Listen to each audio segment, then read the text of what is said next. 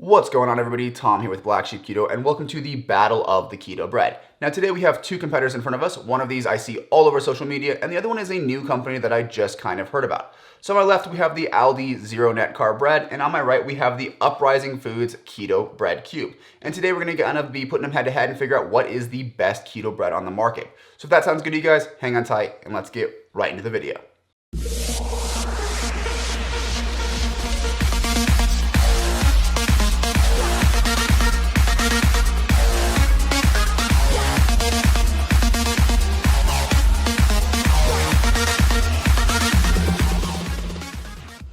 So now with all of my reviews, guys, I go ahead and look at the macros, the ingredients, and then finally the taste. So let's do that by starting on my right with the Uprising Foods Keto Bread Cube.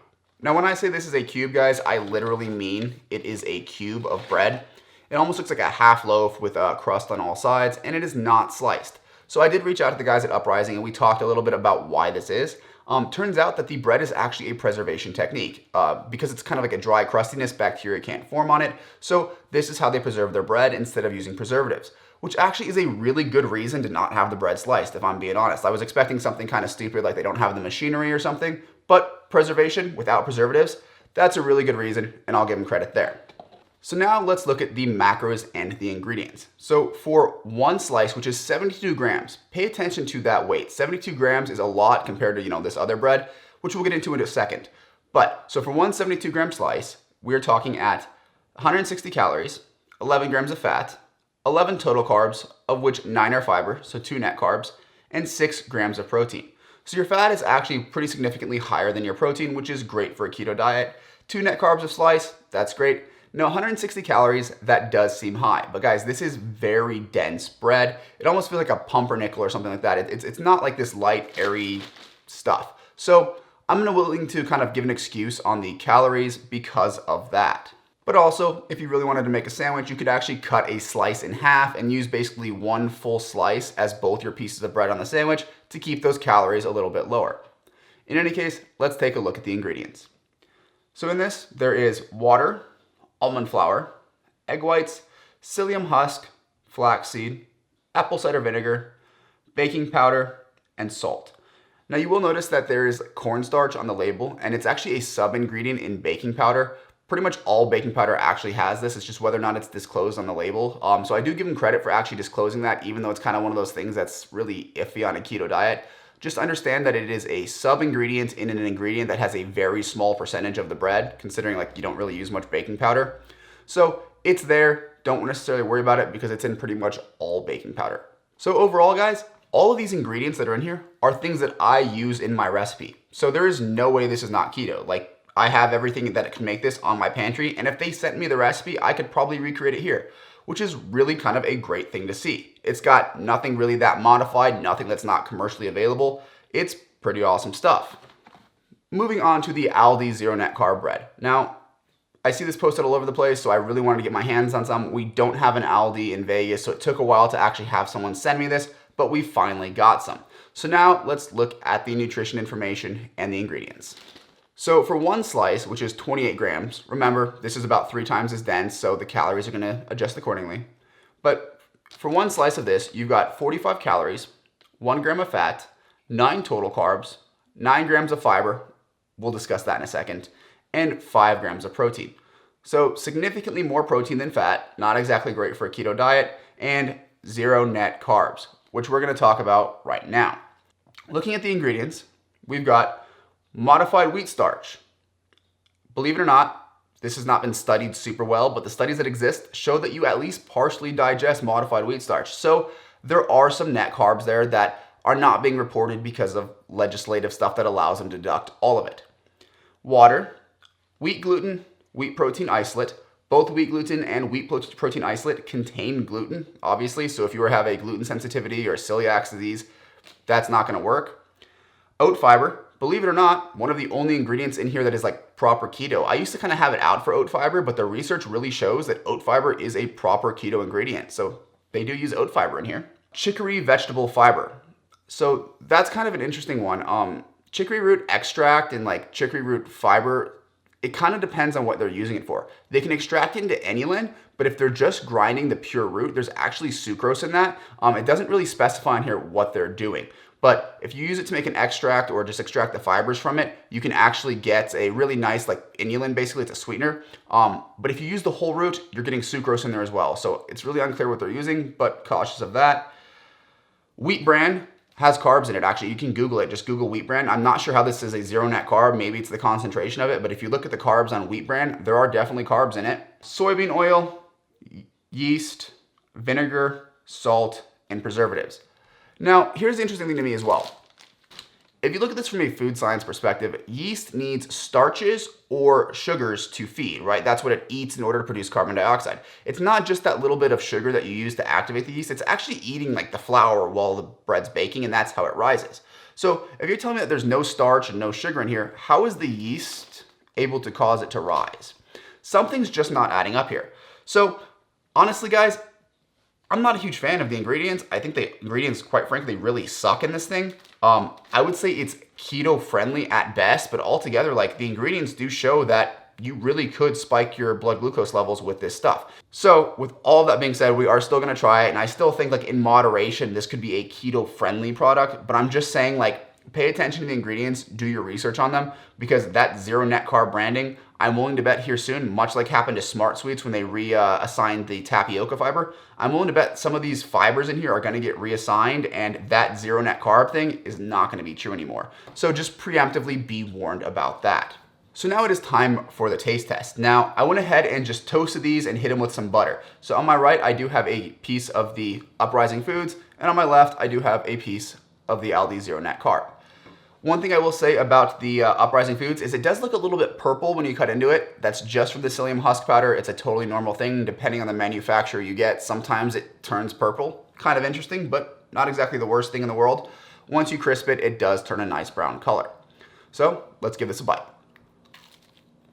So with the Uprising Foods, the crust, as I mentioned earlier, is fairly hard. And when you get a bite that has the crust in it, it's a little bit kind of too crunchy for my liking. So a lot of times I actually just go ahead and cut the crust off like I'm a 5-year-old or something. But the bread itself is very, very good. It's very dense. It's kind of, honestly, it really feels like a pumpernickel to me, which I actually really like. Whoever said it's the greatest thing since sliced bread was totally wrong, because I think sliced bread generally sucks. But yeah, this stuff is actually really good. And again, the ingredients are great. The macros are great. The flavor, it's not perfectly like bread, but it's close enough that I'm willing to accept this as a keto bread. Moving on to the Aldi. I have actually not tried this yet, so this is really gonna be just a first impression. So let's give it a bite.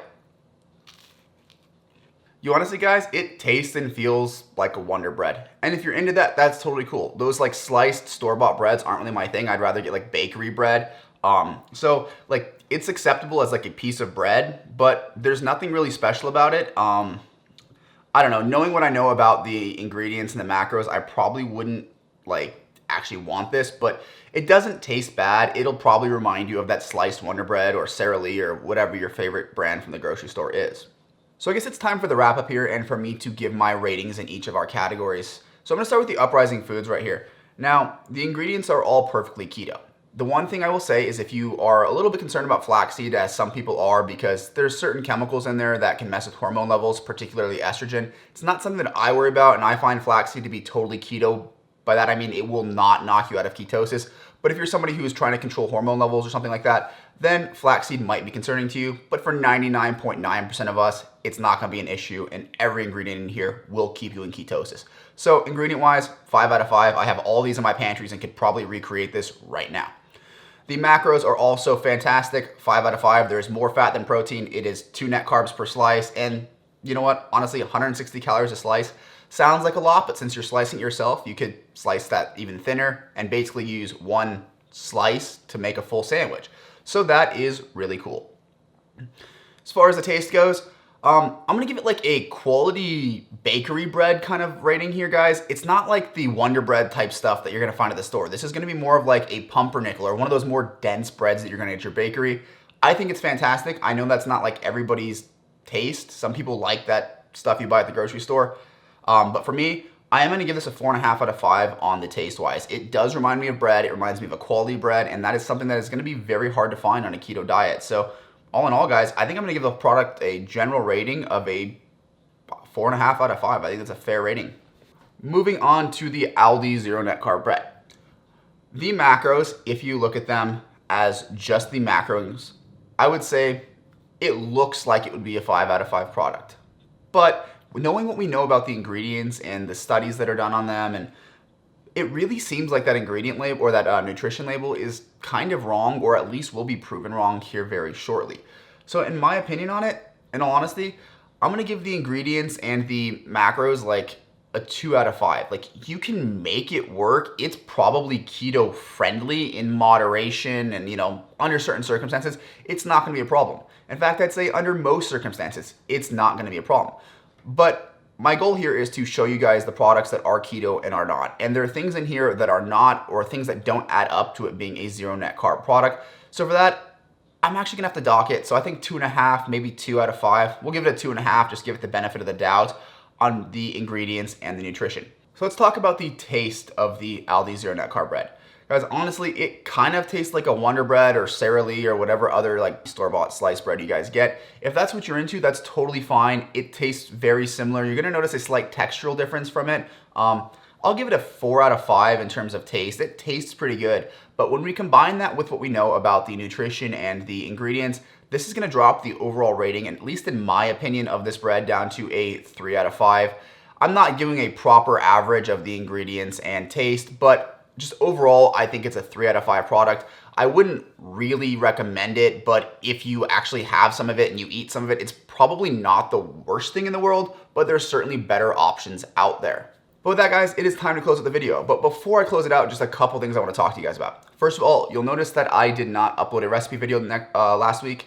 There is one coming next week, and it is going to be my kind of keto mashed potatoes that is not made of cauliflower. If you guys have any guesses about what I'm gonna make this out, go ahead and leave it down in the comment section. I'm curious if anybody's ever tried what I'm about to release, but these things taste just like potatoes, and it is absolutely awesome. Beyond that, I am having some kind of issues finding ingredients right now. Actually, I went to a couple stores last night, and here's what Vegas looks like right now.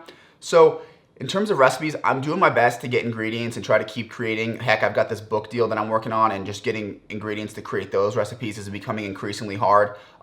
This virus is kind of just hitting my city hard. So bear with me on the recipes. I have plenty of things lined up for these reviews. I've got all sorts of stuff actually that'll be coming out. But in terms of recipes, they might slow down, and the problem is really just getting ingredients to experiment with and to film with, on top of actually feeding ourselves. So once this whole thing blows over, I think that the recipes will come back to normal, but I just wanted to give you guys a heads up. Like, I'm not stopping creating recipes. I'm just having a really hard time getting the things that I need to create said recipes. But it is what it is. We're gonna get through this. But now, guys, it is time to close the video. So if you like this video, leave it a like. If you have any questions, comments, concerns, whatever, leave them down in the comment section. And if you have not subscribed yet, do me a huge favor, guys. Hit that subscribe button, show some love, and I will see you in the next one.